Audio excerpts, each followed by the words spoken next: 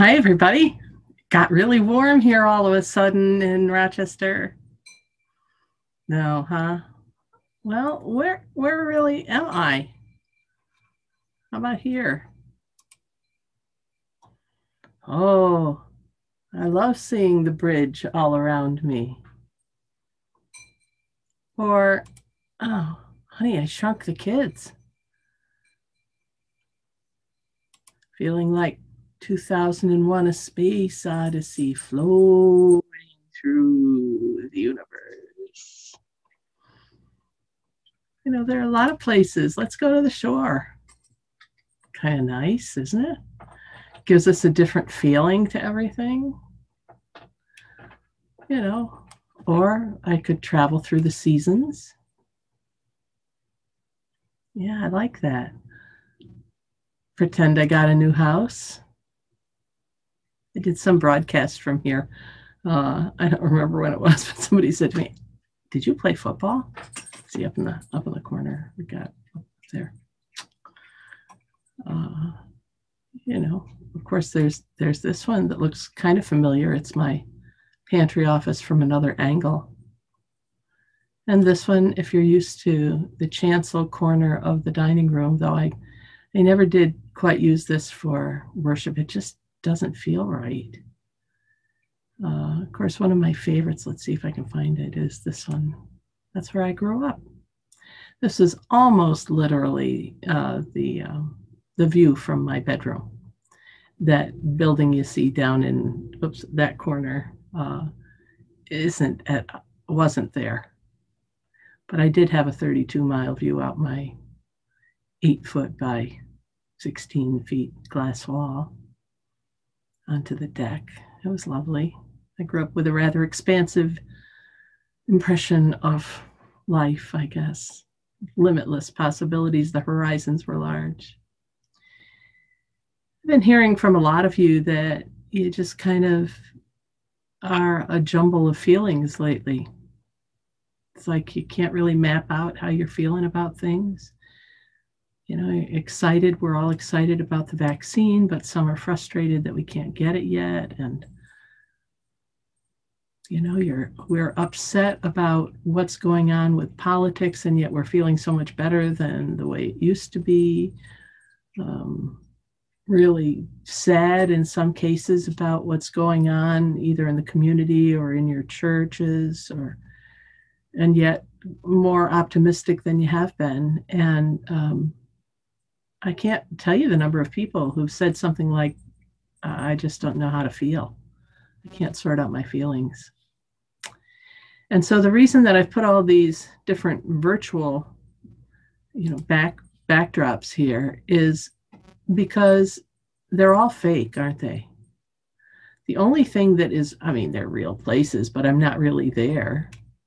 And the only thing that's really real in this whole thing is just me. And so when I look at that and I think about that, it's kind of like needing to be where we can recognize who we are, and to do it emotionally, to do it spiritually, to not pay attention to the trappings around us, but to get centered in what's real, in God, in the spirit that is within us, in whatever word you use. We've been talking a lot in the 2 worship services about finding language for God that works for us, whatever it is. But that's what's real, the essence inside us. It's not stuff around us. And sure, we can use that if it's accurate, if it's true, we can use that to get our bearings straight. But we can't expect that is always going to be as authentic and real as we are, because this is who we are. It's where we live with the divine. It's where the divine spark ignites, right? Remember when the word virtual used to mean real?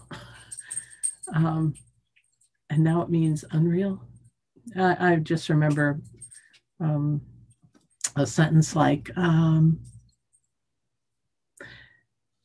yeah, there was a big party there. It was a virtual extravaganza. Um, it like added emphasis to the reality of what we were saying it was. And now virtual means just the opposite. It means it's not real. It's created, it's digitized, it's like the holodeck in Star Trek.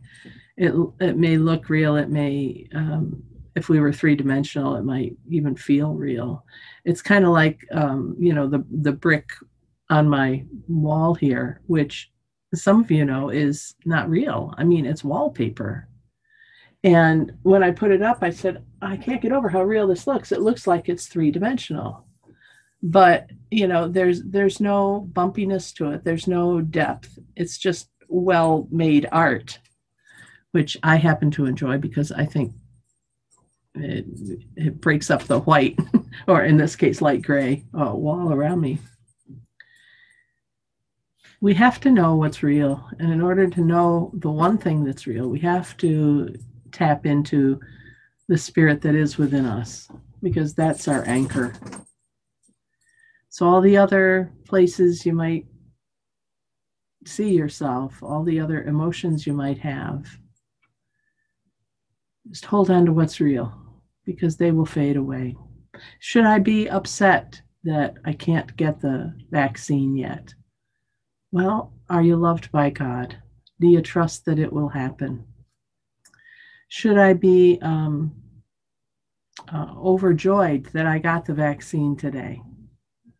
Well, yeah, there's a lightness of being that comes with that. And it's also true that there are other people who can't get it yet. So no, we can't go out. I had to stop myself this weekend.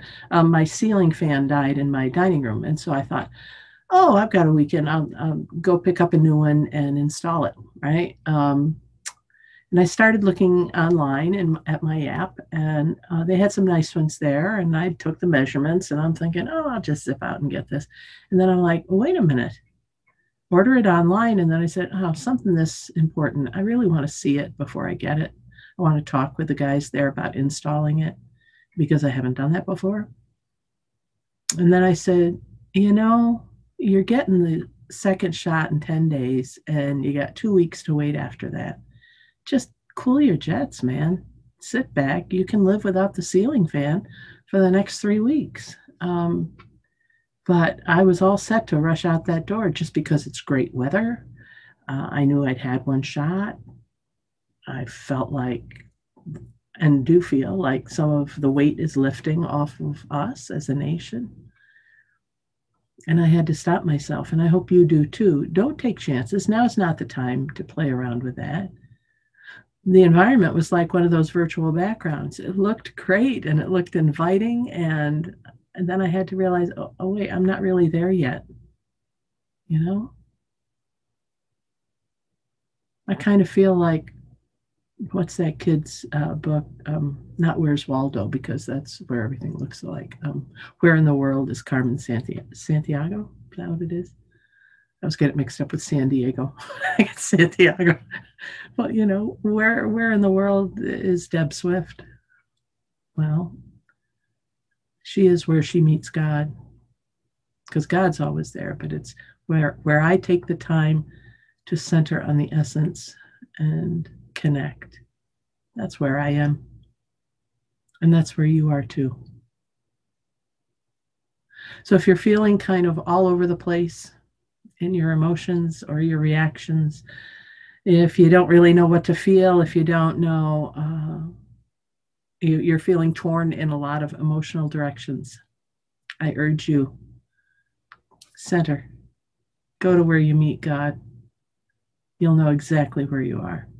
And you'll know exactly what you feel. And leave the rest up to God, okay? But let Spirit take care of stuff. We don't have to do it all. I know that's hard, especially if you're an 8 on the Enneagram, or you're a 1 and you want to do it perfectly, but we don't have to do it. It's all up to divine energy. All right, enough. Happy Monday. Thank you for joining me. and this little tour that in some way I hope spirals right back around to the center of you and your relationship with however you define the indefinable, undefinable, indescribable. Thanks for joining me for a prayerful pause with the pastor, a few moments to think of something greater than ourselves and how to tell the difference between what's out there, what's in here. I'm Pastor Deb Swift of South Presbyterian Church in Rochester, New York. We'll see you next time. Till then, be safe, wear your mask, take care. Bye for now.